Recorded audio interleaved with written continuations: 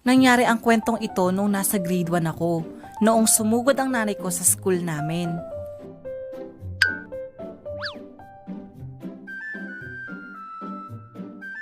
First day of school nun. Tanda ko pa, sobrang excited ako nun kasi finally, nasa malaking school na ako pumapasok, which is ang elementary school. Pagpasok ko ng classroom, madami ng estudyante kasi medyo late na din ako pumasok nun. Yung nasa likod na upuan na lang ang bakante nun, kaya doon na lang ako umupo. Pumasok na din yung teacher namin na kakilala ni nanay, kaya kahit papano, hindi ako ganong kinakabahan. Naging okay naman ang lahat hanggang sa napansin ko na may kakaibang tinginan tong mga katabi ko na parang nag-uusap sila sa mata ganun.